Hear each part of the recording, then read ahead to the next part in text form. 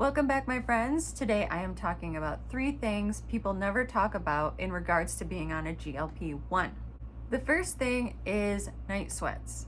And it seems like nobody ever talks about this as a side effect, even though I can't be the only person that experiences this.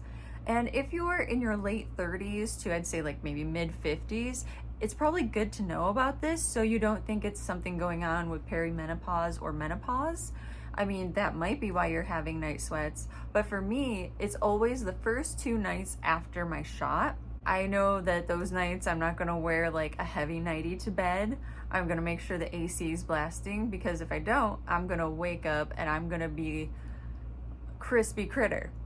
So that's just something to prepare yourself for before going on a GLP-1, just to know that that is something that could be a side effect for you. And I've never heard anybody else talk about it. So it's out there. There you go. Enjoy that information. The next thing that nobody really talks about is changes in your period. Now, this is obviously not going to matter to non-uterus holders. And for me and many of my friends, we've noticed changes. For me, it started out making it heavier, but then it made it really light. But as somebody who's been on a GLP-1, tirzepatide, for almost a year now, I've noticed it's kind of chilled out and pretty much balanced itself out in the last few months. So I'd say that this side effect really only is really intense maybe the first 4 to 6 months that you're on the GLP-1. And again, this might not be for everyone. My personal theory, and again, not doctor or scientist, but my theory on why this happens is because for a lot of us that go on a GLP-1, we're on it because we have like blood sugar issues, and some of us have PCOS, which directly correlates obviously to your uterus, PCOS being polycystic ovarian syndrome. So when the GLP-1 comes in and it's regulating your blood sugar, your insulin resistance, etc., it's probably changing everything that correlates to that, including your PCOS. And in doing so, things might have to get worse before they get better. Again, that's just my theory, but that's what makes most sense to me. The last thing I want to talk about in regards to being on a GLP-1 that nobody else seems to talk about, it's more psychological than it is a symptom. But when I started losing weight, and even though that's not why I started a GLP-1, I did it more for the inflammation and all the other things that helps. But obviously, losing weight is part of being on a GLP-1, duh. So for me, I just assumed that when I lost weight, my body would kind of go back to the shape and structure that it was the last time I was on that weight. So when I was, say, 24, I was X amount of pounds. And now I've lost enough that I'm back to X amount of pounds.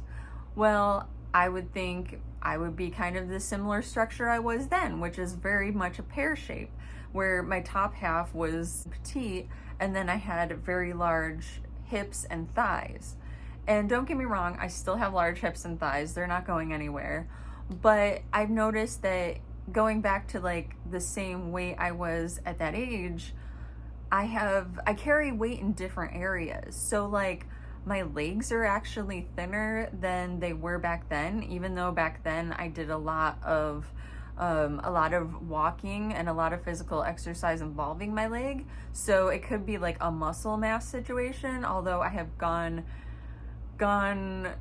more above and beyond than you would think to make sure I have my protein and do my yoga, etc. Instead of going and deflating into like a pear shape, you might be more of a, not box, but just, a different disbursement of the softness. I thought, like maybe this part would get a little bit more bony because it used to be bony when I was this size before, but it hasn't. Like this is still a little meaty, and that could be because I've been trying to do my yoga, and that involves some arm stuff. It sounds like it's obvious, but it's just something I never really thought of before. You just assume you inflate and then deflate, and you'll be the same kind of structure you were when you deflated. Of course, that depends on how big you are, before you deflate, but it's just something to think about. And that's something like I've never heard anybody else talk about. I'm grateful for all the things this medicine has done, so I am not complaining in one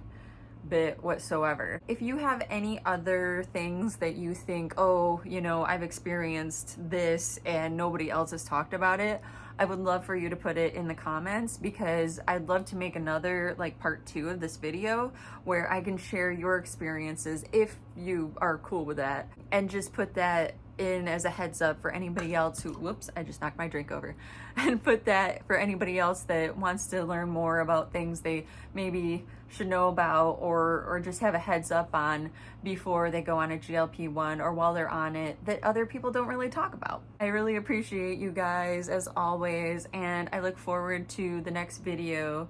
All right, friends, bye.